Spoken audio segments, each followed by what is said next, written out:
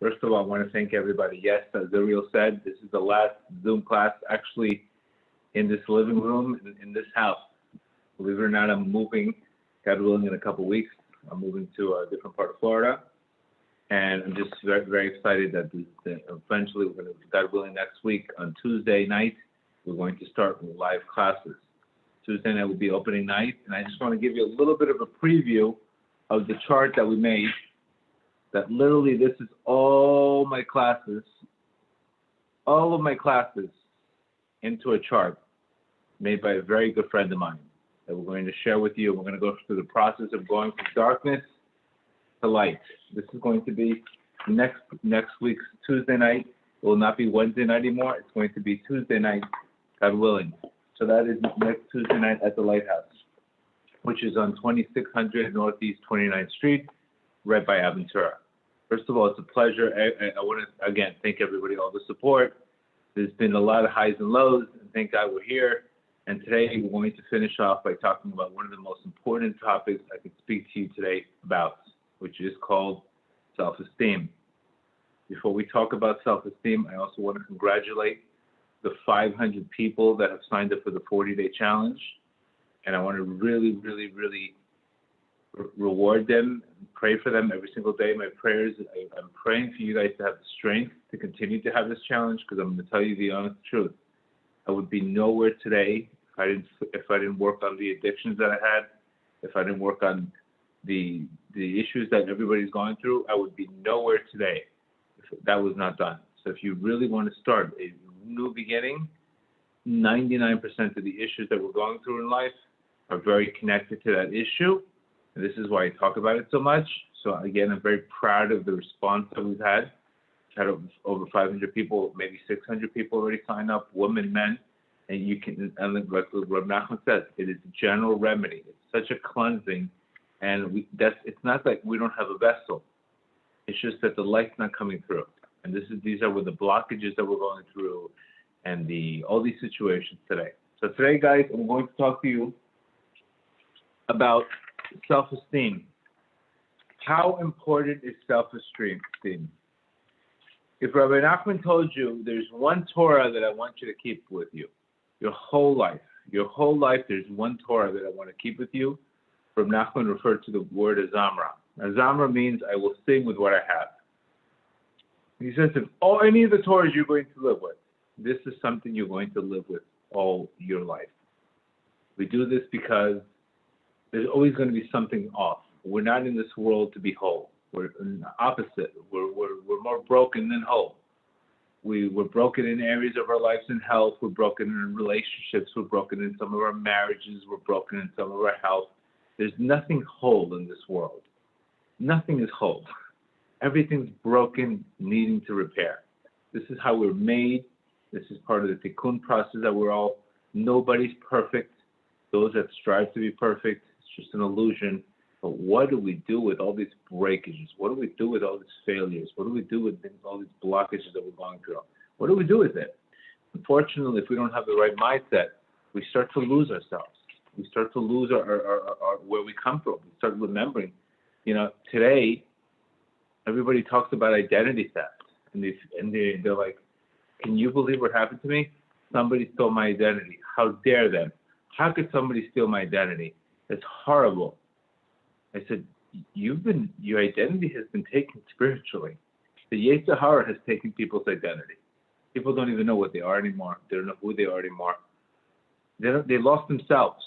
Not only have they lost themselves, when it comes to working on themselves, they would do anything to avoid dealing with themselves. Even when it comes to 5 to 10 minutes of meditation, they'd rather be somewhere else.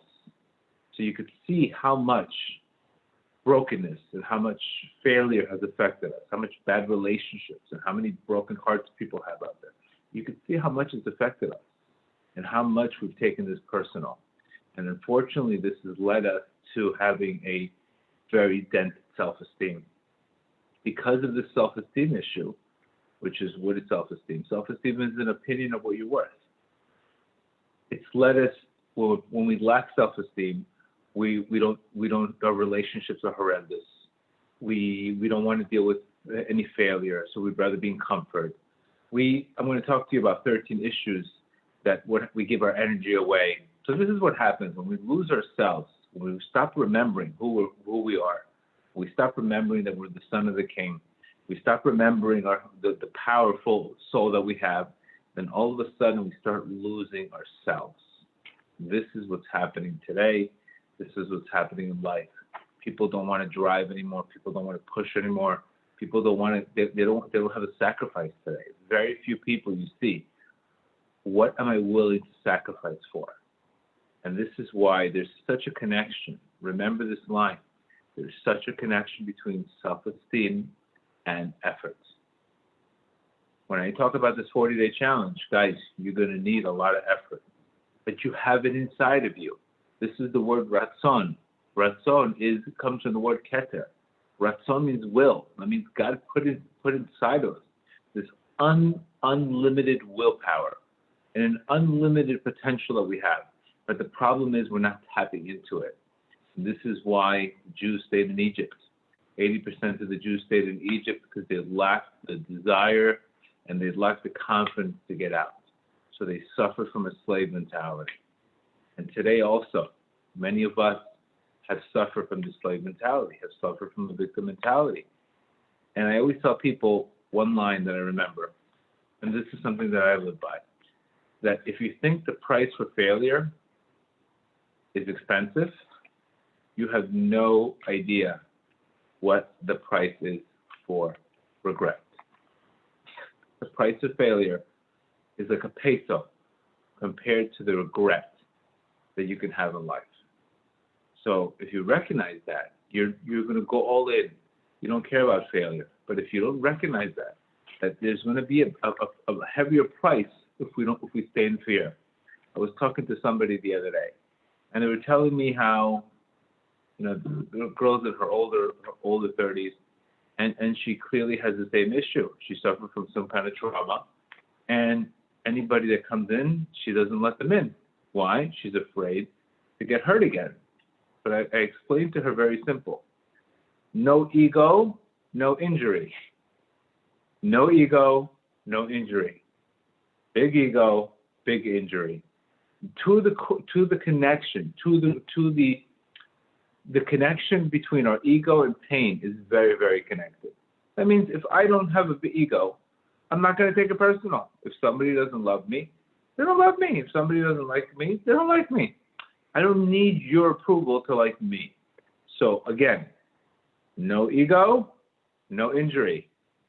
Big ego, big injury. This is my whole life I'm dependent upon you. So what happens is we're missing a lot of opportunities. Missing a lot of opportunities because we're going into relationships. We're afraid to get hurt. So what happens? We put walls down. That person doesn't get closer to us. We don't open up. One relationship goes bad. And then what do they say? Oh, the relationship went bad. She doesn't speak. She's emotionally closed up. You have no idea. And what was the cause? Trauma, pain, etc. And we need to understand that. We need to recognize the purpose of the past. The purpose of the past is to elevate us, not to break us. God created you all day long. When we say Kiddush, on Passover, in the Siddur, all we're talking about every single day in our prayers is that we are not slaves anymore. God took us out of Egypt. But unfortunately, what we're saying and what we're doing is two different things. You are out of exile. You are not in exile anymore. You're not in a slave mentality anymore. Get out of that mindset. That mindset today shows nothing more but gets you one thing. There's two things that your Creator cannot stand. There's two things your Creator cannot stand at any expense. One is ingratitude, excessive complaining, and the second one, self-pity. Rabbi Ruth says in his book, The Garden of Gratitude, there's two things that bring a person such nothing but sorrows, nothing but headaches, is ingratitude, complaining, and self-pity. You have to ask yourself always the same question. Do you want people to look up to you, or do you want people to feel sorry for you? And you need to understand, sometimes our relationships have put us in trauma. We've lost ourselves. Sometimes failure, we've lost ourselves. Sometimes a childhood, sometimes body image. So many issues have caused a person to lose their self-worth. And once they lose their self-worth, everything goes down the drain. And why I speak about this so much, I speak about this all day long in my recovery centers. Because what happens is, to the extent that we have a dented self-image, we make everything about us.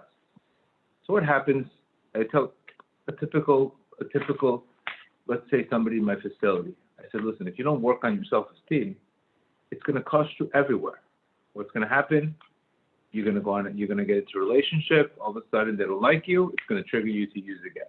All of a sudden, you show up in a job interview. You're speaking to the owner. Next thing you know, he picks up his phone. You're going to say, you say he's not into me. You look, he's on his phone. Maybe his wife is pregnant. Maybe something else is going on in his life. But because we lose our self-worth, everything becomes about us. Everything becomes emotional pain. Everything becomes a story.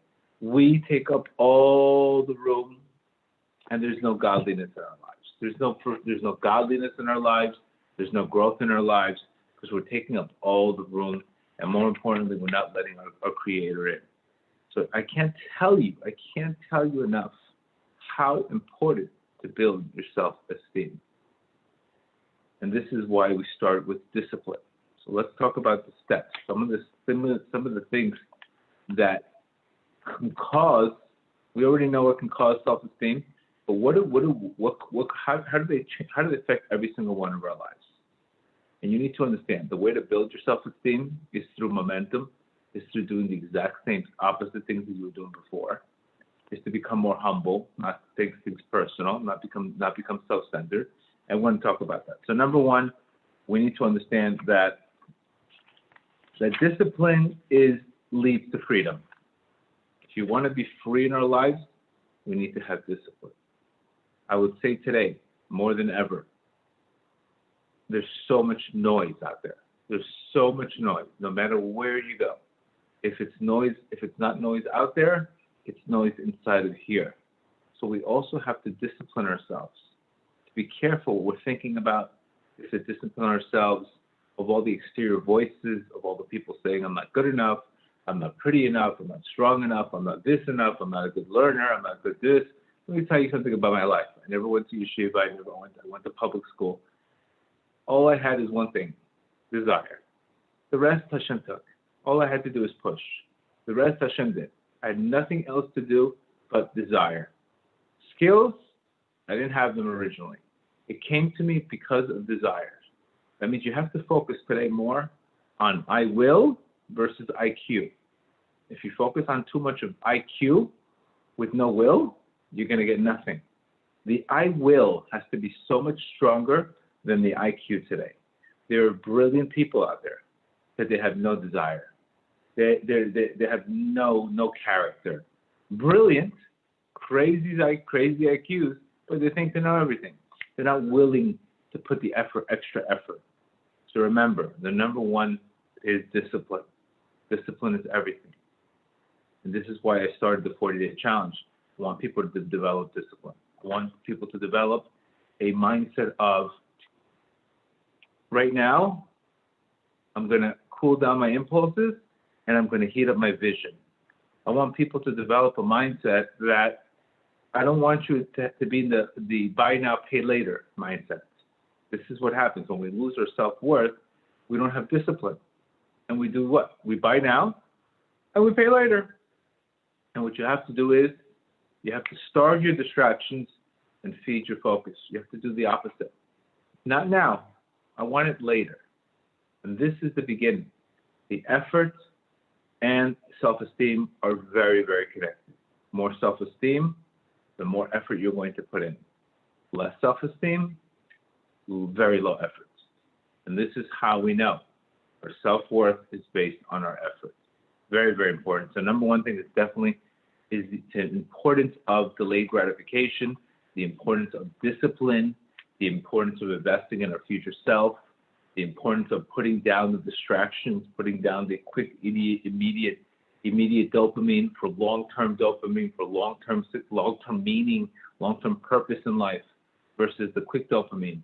that at the end of the day, I'm going to feel shame. So number one, you got to put the effort, but you have to have discipline. No self-control, no self-esteem. All connected. It's not possible to have that. The second aspect is the importance of not allowing yourself to give away your power. You have a certain amount of power in your day. You have a certain amount of energy in your day. And what happens is when we're giving away our power by saying, this person made me angry, that person did that, he caused me emotional pain, that one caused me, I cannot win if I'm giving away power. To the extent that you take things personal, you're giving away all your power. When you say this person made me angry, no, you yourself was angry, that person just triggered it off. Nobody can make you angry, nobody can hurt you, because at the end of the day, you're the one interpreting everything. If you take it personal, you get hurt. The more ego, the more injury. Of course, this is not easy to do. This is not easy to do. It takes tremendous amount of hisbodedut. It takes a tremendous amount of effort. But if you want to live a happy life, if you want to live a life of success, if you want to live a life of amazing relationships, you take it personal, you're going to get hurt. Hurt people hurt others. You need to understand that concept. The way people treat you is a reflection of themselves. But if you make everything about you, you're always going to be in pain. You're always going to be self-centered. You're always going to be, and this is exactly the opposite of what our Creator wants from us. He doesn't want us to be the center of attraction. This is exactly what we're about to read Parsha Shemot, we're about to read what's happening in Egypt, all the concepts about Egypt, blaming Moshe. All of a sudden they're complaining about the melons, they're complaining about the cucumbers, they're complaining about the free fish, they're complaining about why'd you leave us here in the desert, look what you did to us. That was the victim mindset, and we all know that Hashem was doing what? Hashem was about to take them out, to give them a promised land. But all they were focusing on was the pain, the emotional pain. They had nothing but self-pity. Self-pity doesn't get you nothing but a story. We have to stop talking about our exes. We have to stop talking about our past. We have to stop talking about our childhood. We have to make peace with it. And the purpose of the past is to make you stronger. It's not to break you. And if we can't understand that concept, we're going to be in therapy for a long time. I hate to be insensitive, but you have to understand there's only one way. There's the Torah way. It's simple. You don't have to think too much. Hashem says, forgive the past. You forgive the past. It doesn't require too much logic and intelligence. Sometimes your intelligence is what's getting you stuck there. It's called no ego, no injury. Big ego, big injury. Bottom line, I hate to make it so simple, but it's what it's all about. The less likely, and this is exactly what our sages teach us about Moshe Rabbeinu, how much they went after him, and yet he still forgave. He still forgave everybody. He was forgiving. Not only was he forgiving them, but he was standing up for them. So you could see the koach of Moshe Rabbeinu, that he had the ability of ma. He had this humility in him. That another person would say, well, "Get me out of here." You know what he said? If you don't forgive them, I'm off the book. What kind of level of humility do you have to be on to say, not only do I want to have nothing to do with these Jews, and nothing to do, and Hashem even told Moshe Rabbeinu, I'll give you your own Torah. He says, no, if they're not coming with me, I'm off your book. And you understand the level of humility? The opposite of a victim, the opposite of this mentality? And this is what we need to understand. So again, stop giving away your power. You have a certain amount of power. You need your brain. You need to function. You need to succeed. How could you succeed if you're giving away power? How could you succeed if you're giving away your power to pornography? How could you succeed if you're giving away your brain? So we need to get a grip. And I tell people very simple. I can outwork you. You have to do the work. I did this already. I did all this pain that I went through. When I was fixing my brit and I was fixing my situations years ago, I went through very, very dark roads. to get here today. I paid that price already. But you cannot get anywhere if you're not willing to pay some kind of price. And you need to understand that. Everything has a price. You want shalom bayit? There's a price for that. You want peace of mind? There's a price for that. If you want something, you have to be willing to pay the price. If it's going to come easy to you, if you're already thinking and want something easy, you're in the wrong mindset. Your mindset's already off. This is exactly what Hashem's telling us. So stop giving away your power. Stop taking things personal. Stop making everything about you. And believe me, as a Scorpio, to tell you this, it's because I've worked on myself tremendously to know that how much energy I used to give away for absolutely no reason. Number 3, successful people also, the greater the self-esteem, the lower the ego, the bigger the perspective. So when I have a big perspective, I'm willing to do anything. I'm willing to change. I'm willing to be open-minded. I'm not willing to be stubborn. So to the extent that self-esteem increases, ego goes down, perspective widens. You have a wider perspective. The more perspective, the more gratitude. The more perspective, the more I see opportunities. The same thing also. When self-esteem decreases, ego goes up and perspective goes down. Small mind, closed-minded, and what follows? Anger and depression, etc. So we need to understand the magic shift of where our lives could be if we're too stuck on one way. Number 4, spiritual connection. I can't tell you how many times, anytime you're going to start a spiritual connection with your Creator, there's going to be a lot of barriers. There's times where we get to speak to our Creator, we feel nothing. We're feeling rejected. We're feeling that our prayers are going nowhere. We're feeling like, what am I doing? What is this working? Is this Amunah stuff working or not? Forget this. Let me just work harder. All of these mind games that if we don't have proper self-worth, we're going to follow off the yellow brick road. We're going to stop praying. We're going to stop doing what we're doing because we don't recognize our worth. We don't recognize how valuable we are in our Creator's eyes. If you recognize how valuable you are in your Creator's eyes, then there's never a stop. You never stop because you recognize your own greatest point in front of your Creator. But the same is true. If I think my Creator's not listening to me, my Creator doesn't care about me, I'm going to check out whenever the winds come. So your spiritual connection with the Creator is, Rav Nachman says, is built on your nekudas tovas, is built on your own good point that you have to find in yourself. And how do we know this? We know this from the Jews. The Jews served an idol, and all of a sudden, what happens? They served the Beit HaMikdash. That means they went. What did they tell Hashem? We are black, but we're beautiful. We are blackened with sin. We're blackened in the worst spots, but we're still beautiful in your eyes. And that's exactly the attitude you need to have when you fall down. When you fall down, you need to go back and say, I'm black, but I'm beautiful. Yes, I'm blackened with sin, but I'm not going to hide in shame. Yes, I feel upset with what I did.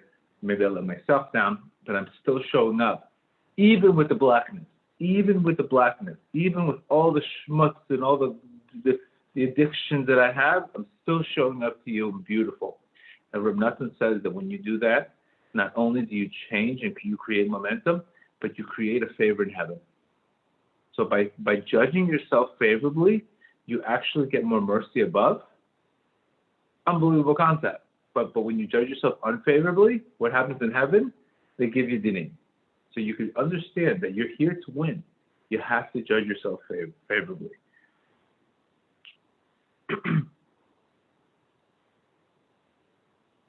To the extent that you have proper self-esteem is the way you're worried about pleasing people. You have to recognize that you're going to piss people off in life, and there's nothing you could do. Like these classes, they're not for everybody. Some people like them, some people don't like them. Not really interested in who likes it, who doesn't. If you like it, I'm giving you what I got, giving you what I've learned, but not everybody's gonna like it, and it's okay. So people pleasing is really something very, very connected to a low self-esteem. So when the self-esteem is greater, we don't have to become a doormat. We don't have to be people pleasers. We don't have to run exactly what they say. We could say no. We could be honest. We could be respectful. We don't have to say yes to everything. Saying yes to everything is too much of a doormat mentality. Maybe you're afraid to be rejected. So having healthy self-esteem, not only do you need all this, validation, but at the end of the day, you don't need approval from anybody. That's the key. Can everybody hear me? Can everybody hear me? Yeah, I hear you. Yes. Perfect. Okay, I just want to make sure people can hear me. Somebody just posted it. They can't hear words. So again, to the extent that the validation and people pleasing is also, your relationships become much better. Dating becomes much better when you have proper self-esteem because you're not so focused on people pleasing. Of course, you have to have good midot. Of course, but like I said before, you are not your mood. Everything else is not based on this guy's opinion.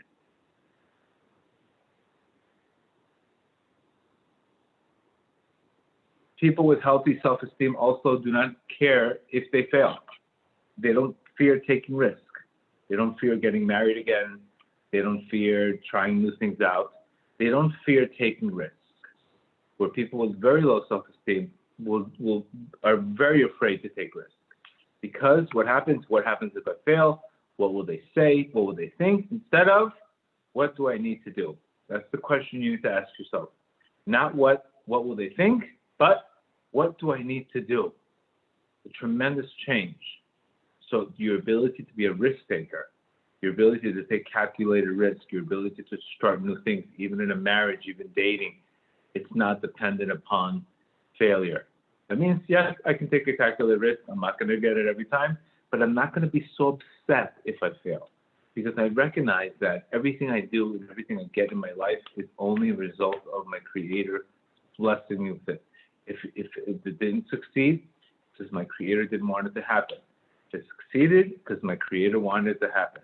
So the problem is when we take this control into ourselves and things don't go right, we start blaming ourselves for the failure. We start blaming ourselves. We start saying, you see, my mazal is not good. My mezuz is not good. This is not good. Maybe your Creator wants you to learn a lesson. Maybe your Creator wants you to prepare a bigger vessel. Why are you taking everything so personal? Why are you becoming a victim of self-pity? It didn't work. Adjust, change, move on. Why are we making so? This is what the opposite of humility is. Lack of humility is everything's me. Everything's me. They're talking about me. Self-centered. My failure. I failed because of this. I blame that. That's being too self-centered. That's arrogance. Self-centeredness. The opposite is being selfless. Recognizing that your Creator has a much bigger picture and you don't know everything. So there could be a lot of blessings in the sky that you're not letting in. Your ability to take responsibility, which is a very big concept. When we speak constantly, when we speak in the ketubah, when you give your ring to your wife and you say, God willing, may Hashem bless all these women that should get married. And you say, I'm taking responsibility for you. I'm taking responsibility to nourish you, to provide for you, to provide shefa for you, to take care of you. When you say that, what are you drawing? You're drawing malchut. You're drawing kingship from above. You're drawing all of a sudden your channels all of a sudden became from very small channels to become huge. Because what happens is when you start taking responsibility and you take action in your life, your Creator blesses you based on the state of responsibility, which is called malchut. Malchut is the vessel in which all life comes to. But what happens is we don't take any responsibility, and we stay away from change. We stay away from any kind of responsibility. What happens? There's no light. There's no vessel for all that light to come in. So the blessings unfortunately does not come because there's no malchut. There's no kingship. There's no malchut. There's no blessing. So to the extent that you take responsibility is to the extent that you're going to get blessings. Very, very important. The opposite of responsibility is running away from your responsibility, running away from what you need to do, etc. You have no idea how many people. When I was speaking to Nella the other day, she's telling me some of these groups have 70 women and 10 guys looking for her. The numbers are horrific. Where are the guys? Where in the world are the guys that want to get married? Where are they? Where in the world are they? Where in the world are they? And this is what we're trying to fix. Maybe they're with the wrong girls. Maybe they're spiritually insensitive. Maybe they're in the wrong places. That is not taking responsibility. Another thing that self-esteem will give you, it will allow you to spend time by yourself. We have a problem today that nobody wants to spend time by themselves. People would rather torture themselves than spend time with themselves. And this is a problem with the lack of self-esteem. Nachat speaks about this all the time. You have to spend time with yourself. You have to get to know yourself. You have to know what clicks. So people that have healthy self-esteem, they enjoy spending time with themselves. They enjoy developing themselves. They enjoy reading. They enjoy empowering themselves. So people with low self-esteem, they can't be by themselves forever. So what happens sometimes, they become codependent. You become codependent on other people. If you fear abandonment, next thing you know, you get into the wrong relationships because of a codependency issue, rooted in lack of self-esteem. And this, you could see, I've never seen a subject that can affect everything, absolutely everything across the board, how much a person's self-worth is important in everything. Because if he doesn't have self-worth, he's going to fear abandonment.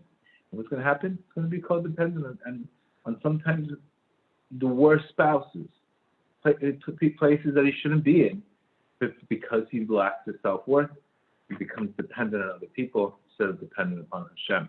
He doesn't recognize the true point in his own life. People with healthy self-esteem, they come to the world with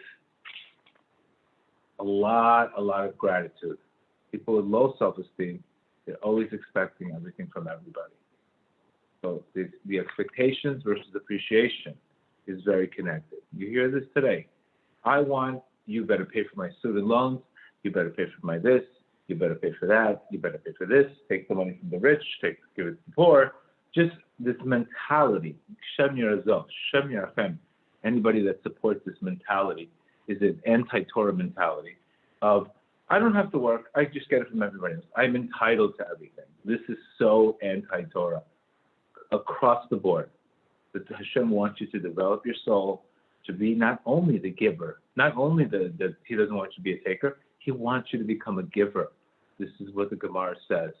The one who hates gifts shall live. Because this person believes in his own strength that he's able to give to others. Why would he want to receive from others? Why would he want something that's not his? Again, low self-esteem. Everything's expected to me. I don't have to do anything. I should just be entitled to it. Another aspect of self-esteem is people don't expect immediate results. I remember the first time doing what I was supposed to do, it took me 6 months to have any kind of connection. So when you have low self-esteem, you're not going to go and put a lot of effort. Well, I tried the 40-day challenge, it didn't work. Well, what kind of effort did you do? What kind of effort did you put? You're putting in an effort of a second grader. Is that what you're worth your whole life? Get some leverage. This is the kind of effort you're putting in. Come on. And that's where it's connected to immediate results. Like the Vilna Gaon said, whatever you're doing spiritually, whatever you're doing in life, you plant the seed and you walk away. You don't even look at the seed. Don't look at it. Don't look at the scoreboard. Plant the seed and walk away. How in the world did Rabbi Akiva, after losing 24,000 students, how in the world did he start over with five new students? What in the world could we say about Rabbi Akiva's self-esteem? What would you do? You lost 24,000 students, you're going to start over with 5 students? What would Boaz do when he lost 60 of his children and his wife? How in the world did these two giants start over? Because they were not focusing on the prize, they were focusing on the process. From Boaz, this David Melech comes out, and from Rabbi Akiva, those 5 students were the 5 students that continued the Torah that you are benefiting from today. So you could see the massive failure, 24,000 students dying, the massive failure, 60 people dying, 60 of Boaz's children dying, and yet he got remarried. There's people today that don't get remarried because they're afraid of what people are going to think. Look at the amount of resilience. Look at the opposite of a healthy self-esteem. That means they don't expect this, but they're going to get up really, really quickly. And the last thing that we want to speak about is the last 2 things. The way you treat people. People with healthy self-esteem, they treat people nicely, treat people the right way. They treat themselves nicely, but they also treat others nicely. They're not going to dump all their garbage on them. They're not going to dump all their negative feelings on people. People with healthy self-esteem have a realistic view of life, treat people with respect. They don't have to insult them. They don't have to blame them for things that failed in their own lives. They recognize, yes, I have to work on this, but the last thing they'll do is treat people and abuse people and verbally abuse. It's the reason why you're doing it. It's because you have no coping system, and you just rather, the ego would rather project it on somebody else, and again, taking responsibility. So healthy self-esteem, your relationships with others are much better because you treat them with respect, exactly how you want to be treated. But people with low self-esteem, they're going to just treat people terrible. Like, what do we say? Hurt people, hurt others. Why? Because there's no self-esteem. No self-esteem. Somebody needs to take accountability for what's happening in their lives. God forbid they should take accountability. But this is very connected to low self-esteem. And the last one is your mood. Your mood. Your mood is a shadow of your self-esteem. So really how your constant moods, it's really how you feel about yourself is really how you're putting that energy into the world. So I hope this helps. There's 1,000 issues here. I review this tape. I really went deep into the subject. But when you really work on yourself, by forgiving yourself, by having self-love, by recognizing life as a journey, it's not an instant gratification, by staying in your own lane, by treating people respectfully, working on yourself, you'll see the difference, how everything else will blossom. But when none of these things are working, then what happens is the outside looks ugly and the inside is ugly, unfortunately. All right? I'm willing today, since we have a lot of time, I'm willing to take some questions. Gedale, could you quickly go over the 13 points? I did a little bit of a cholent on the 13 points. But number one would probably be discipline. It gives you discipline. It gives you the ability to look forward in the future. Second would be self-pity, not needing self-pity from others, but instead of looking for self-pity, looking what you can give to others. The third one would be they would be shy away from change. Their perspective is much wider. The fourth one would be they have a better spiritual connection, and they're more likely to not quit so easily when they're dealing with their creation. The 5, they're not dependent on other people for people pleasing. Number 6, they're willing to take risks. They're willing to take risks in life.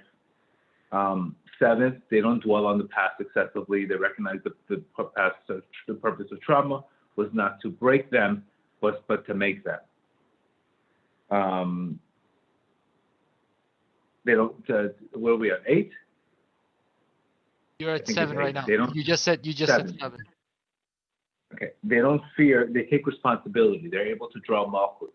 They take responsibility. They take accountability, etc. Number 9, they don't resent other people's success. They're not upset. They don't blame others for their lack of success, etc. What are we on? 10?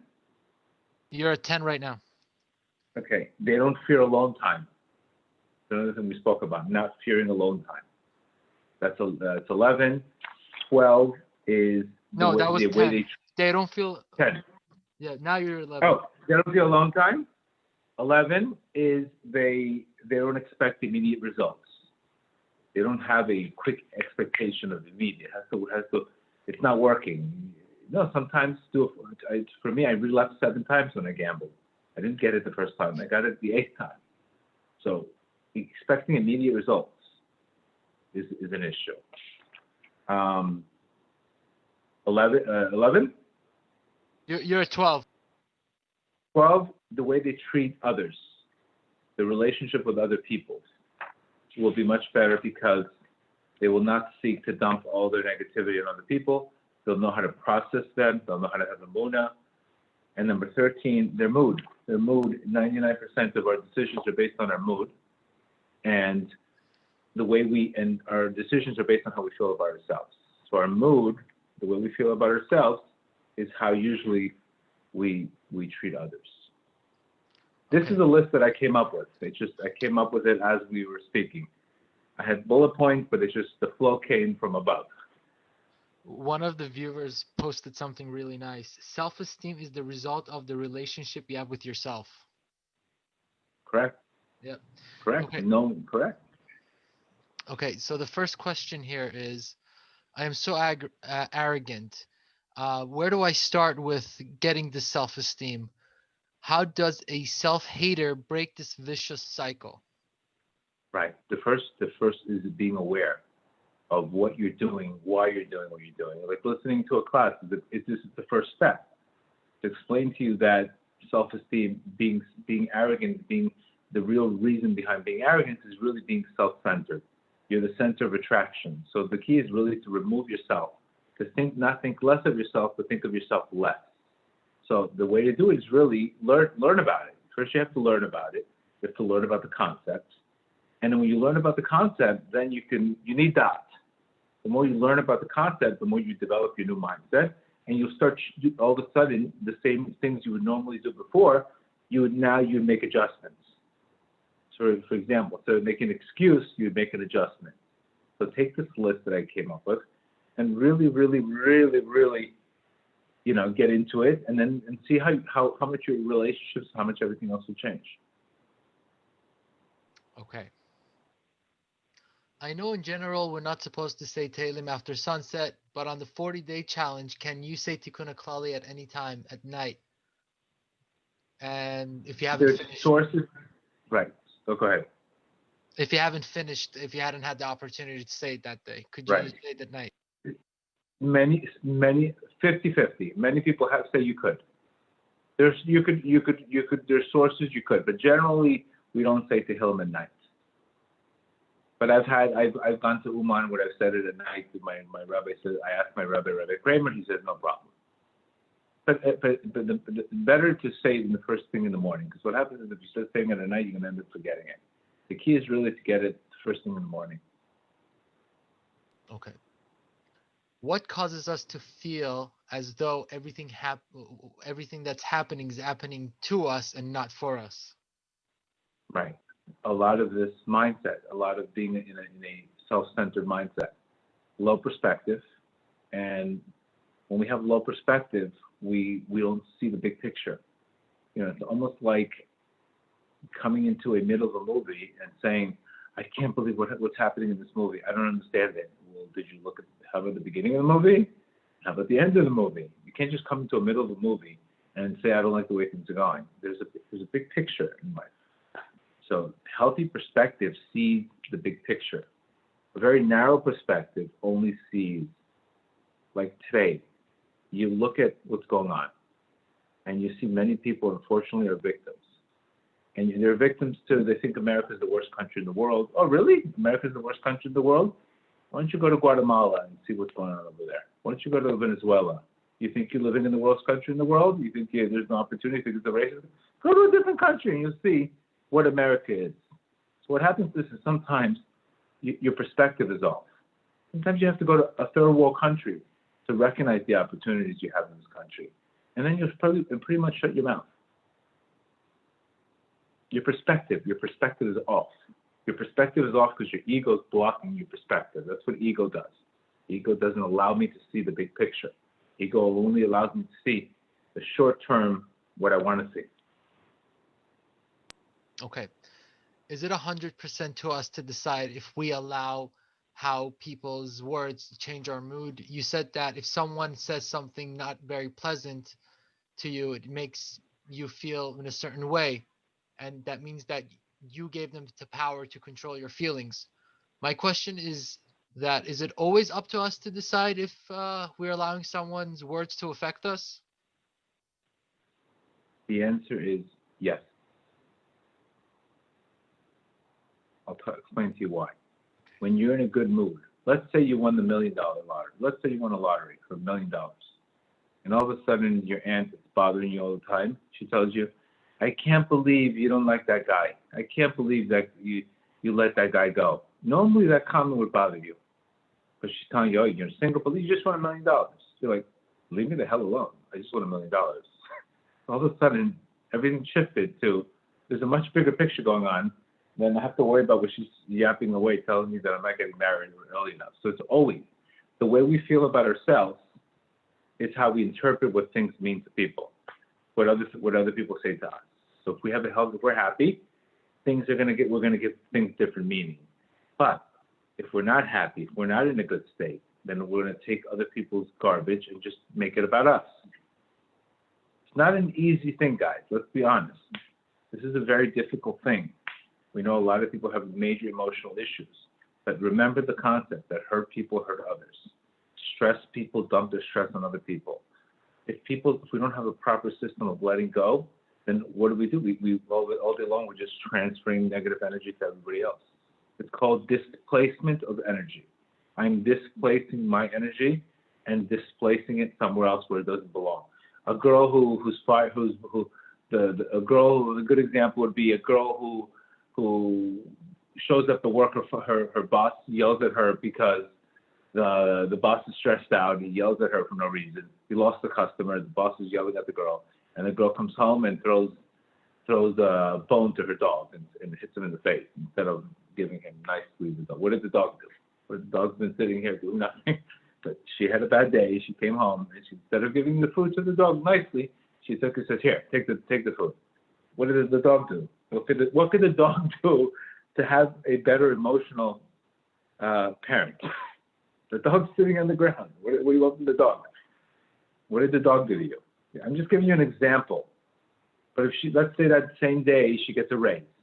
She comes home, she sees the dog, she kisses the puppy, she buys the puppy treat, and next thing you know, the puppy's super happy.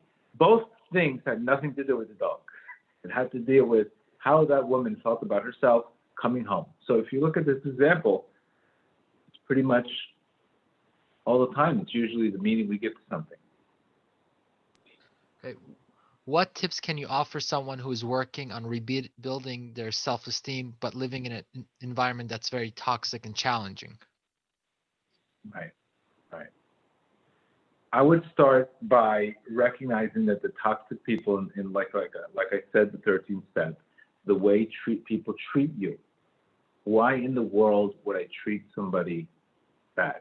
Why would I treat them? Why would I insult them? Why would I yell at them? Why would I do something like that? It's because I'm holding in stress.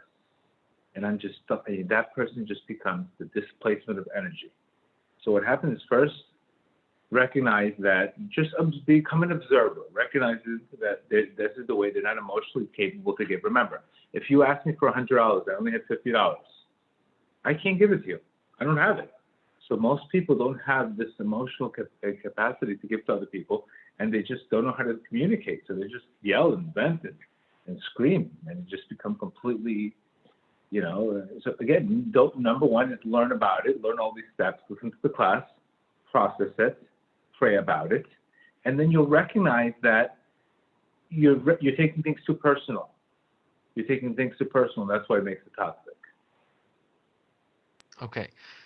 The viewer is asking that you mentioned that we need to be nice to ourselves and judge ourselves favorably, but when are we supposed to do our cheshbon nefesh and recognize our faults? How does that work? Right. Great question. So what you have to recognize is you're here in this world to repair, not to despair. So we have a lot of faults that we need to fix. We have to do the cheshbon nefesh. Like Rav Nachman said, talk about the cheshbon nefesh for 1 hour a day. The rest of the 23 hours, you should walk around with a smile. Check in. Yes, Hashem, I need to work on this. I need to work on this. I need to work on this. What we want to avoid is the shame and guilt. I made a mistake. I need to do better. I'm praying for it. I'm developing it. But at the end of the day, then the rest of it is you have to move on with your day. You can't walk around with excessive guilt. This is exactly what people do. You're not perfect. You're not perfect. You're going to have issues. That's what Rav Nachman always advises, to focus on a zamra. A zamra is always focusing on your good points, focusing on what's right in your life, not what's wrong. And believe it or not, this is why Rav Nachman Zal, he said to do this first thing in the morning, because in the morning itself is usually where you're going to be more prone to negativity. You went to sleep with a problem, you woke up with the problem you had, and this is why we say the brachot every single day, where if you recognize how we sing the brachot, we're saying, Hashem, thank you for not making me a slave. Thank you for giving me an eyesight. What am I really doing when I'm saying the morning brachas? I'm extracting the good from the bad. I'm taking the good points out of all the bad. So when I have enough things that I judge myself favorably, then Hashem is going to judge me favorably. Because guess what's going to happen? If you judge yourself favorably, you know what's going to end up happening? You're going to judge others favorably. But when you don't judge yourself favorably and you hate yourself, you know what you're going to do? You're going to view the whole world and you're going to judge them unfavorably. And what are you going to do? What are you doing with that? You're part of destruction of the world, not rebuilding the world. Okay. What if a person grew up being bashed constantly and degraded, but by their parents? How can this person start to develop their self-esteem and build up their confidence? Right. So it's a lot of the questions are very similar, but it's pretty much the same thing. It's never too late to have a happy childhood if your parent is not able to give because they're not emotionally able to give. Then you took it too personal. You're not in the pathway. As a child, we don't know how to process. If somebody treats us nice, we think that we're doing really good. If somebody doesn't treat us nice, we think we're the bad ones. So as children, we don't know how to process these things. So we don't really know how to process it. So we just think, oh, we're in the path of our parents' happiness, or we're in the path of their unhappiness. So what happens is what you're working with is you're working with a lot of unprocessed memories, and these memories you haven't really put it together. You know, my father left me when I was 8 years old, and my mother got divorced. And somehow, luckily, I was working, I was busy, but that story could have gone, wow, he must have left me because I'm not worthy. He must have left me because he didn't want to be with me. He must have left me because between you and me, it had nothing to do with me. My parents got a divorce. My mother moved to Miami. My father stayed in Colombia. What does it have to do with me? I'm just a kid. But when we recognize we're just children, the way the parents don't know how to treat others. If the parent doesn't know how to treat a child, it's really nothing to do with you. Never too late to have a happy childhood. But how? You have to rename and you have to have mercy for your parents instead of toxic to show them that, you know, they weren't able to give you at that time. David Lieberman is really great on many books on that, on trauma and stuff like that. Okay. Sometimes the trauma is so deep and it takes time to heal. What would cause the time to give me a second. What would that take more time to get a higher self-esteem? That's the question. Sometimes trauma is so deep it takes time to heal. Right. Would that take more time to get you to higher self-esteem? Depending on how your self-esteem is, you're going to look at the trauma as a different way. Some people look at it at trauma as a challenge, and some people look at trauma as a threat. You know, when we speak about trauma all the time. It's called the shattering of the vessel. A vessel shattered in your life, and your job is to pick up the pieces and rebuild the bigger one. Not to think about the pieces being broken and how somebody scarred you. And again, the only real remedy is obviously you need therapy. You need to put meaning to it. But really, talk about the Holocaust. What was the best way to fix the Holocaust? To build yeshivot in America. What's the best way for, Boaz to recover from losing 60 children, to get remarried to Ruth and have David and Melech from this? Yeah, I mean, what is the best remedy but post-traumatic growth? Ultimately, our goal through spirituality is to turn post-traumatic stress into post-traumatic growth. That is really what we're here for. You have to understand your mission statement. Your mission here in this world is to grow, is to elevate darkness to light. That's why I speak so much of the darkness. I speak so much of what to do with the breakingness. But originally in life, like I said many times, the problem is usually the solution. That means the problem itself is the spiritual awakening. The addiction itself is a spiritual awakening. If it wasn't for that issue, I would never be here today. That's ultimately what we have to do. We have to take the darkness itself and recognize that darkness itself is the light. And we have to transform it and elevate it. That's what we're here in this world. That's why I strongly recommend getting into Rav Nachman's teachings, listening to my classes more.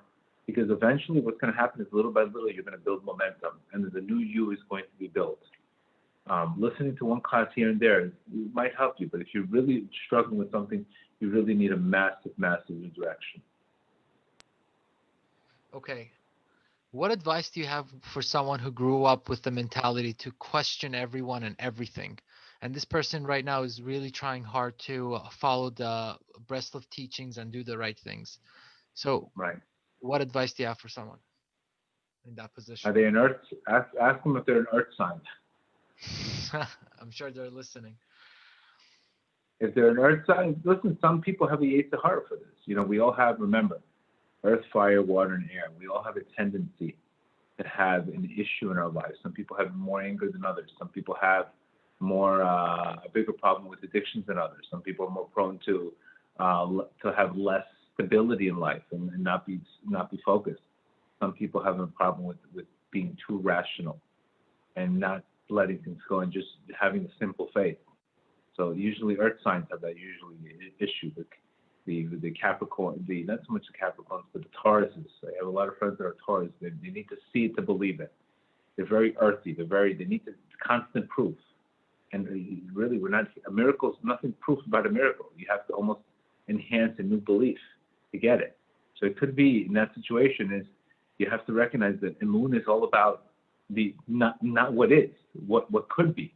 When a person goes to a rabbi and he's going to a rabbi and he's telling him, listen, rabbi, I got a divorce, I got all these issues. And the rabbi is telling him to start planning your Thanksgiving meal for when you're going to get out of this issue. The guy's going to look at the rabbi like, what are you, crazy? What do you mean? I'm talking to you about an issue. What are you talking about, a Thanksgiving meal or the Sudah? He won't comprehend. Because what happens is when we lose trust, we can't see beyond the immediate moment. So that's a problem. When trust gives you vision, and when you're very logical in life, you lose that vision. You have to see it to believe it. So it could be that you have an issue with that's your tikkun. You need to work on. Okay, I have a question. So since everyone is, majority of the people, the listeners are, getting more familiarized with the 40-day challenge and the tikkun klali, and for the men watching their eyes and the women, the whatever they were so told to do by the mentors on the group. How would doing the 40-day challenge build people's self-esteem and self-confidence? Could you touch on that topic, please? Sure. Great question. Always great question from you, Yurel. The bottom line is the issue with pornography and masturbation and watching these things. You're getting a lot of instant gratification. So you've lost your discipline. You have low self-control. So what happens is instead of dealing with pain and using pain as growth, we're escaping from pain by getting free dopamine. So what happens is you start recognizing that you're not resilient. That when things hit you hard, you can't handle them. You'd rather escape. So basically, inside your soul is telling you you're not growing. And when you don't grow, you can't be happy. You can't have healthy self-esteem. So first of all, when you take a dopamine detox, your brain's going to start recognizing that I can be happy from the little things. Imagine a guy's on 200% dopamine, and you tell him, listen, hit a goal. Work out for 30 minutes in the treadmill and be happy. He's going to be like, I get 200% dopamine. I don't know, this is what, 40%, 40% dopamine, 50% dopamine. It's not quick enough. The reason why this problem is such a big problem is because your dopamine receptors are out of whack. You have no ability to develop proper dopamine by hitting a goal and having that process by, instead you have this instant gratification and nothing can ever meet that level. So that's one of the things is you don't earn it. Bottom line, you're going to have shame. Anytime you get something without earning it, it's going to have shame, and shame obviously makes you lose your self-esteem. So you feel a lot of shame. You're walking around with shame. You're getting free things without rewarding it. I mean, tell a guy, imagine a guy is going to a wedding that he didn't get invited to. And every night he shows up to everybody's wedding. He never got invited to. He eats meals. He's not coming home at night and sleeping good. He's like, yeah, I ate for free, but nobody invited me. Deep down in his soul, he feels tremendous shame. So there's no possible way this person will feel good about himself. Getting something for free without earning it is shame. Okay. This is why most addicts have tremendous shame. You were talking about not being codependent on people. Sure. So a viewer is asking a question. If I'm doing a new thing that I've never done before, and I have a friend, for instance, that's good at it, then how could I not be codependent in a situation like that? I don't understand the question. I'm Okay. sorry. Go ahead. The question was in regards to not being codependent on other people. So the viewer is Right. asking, if I'm doing a new thing that I've never done before, and I have a friend, for instance, that's good at that thing, how could I not be codependent on that person? How could I not depend on that person to help me? Right. Right. But that's not codependent. You're getting advice from somebody. Maybe you just because you like somebody and somebody's advising you and he's helping you out. That's not being codependent. Codependent is a person in a relationship where they're constantly needing that person to feel happy. If they don't get them, or they feel abandonment. So we're always clinging onto that person. They're not giving that person space. That's what I think was the codependency that we're talking about here. Here you're talking, look, maybe you have a mentor and you're getting advice from them. I don't think that's what we're talking about here. We're talking about real relationships out of fear of abandonment. Is what we're talking about here. Fear of abandonment, not being worthy enough to feel worthy enough. So you have to cling on to that person and not give them space, and you become codependent. Okay, I think that is it for the questions Good? tonight. Great. Gedale, people just want to know, how is it going to work next week? Are we going to have Zoom? Are we going to have Facebook? Are they going to be able to I ask think questions? we have to explore how many people are on Zoom. I'd rather do Facebook Live unless there's a lot of people on Zoom. But Facebook Live is what we usually do.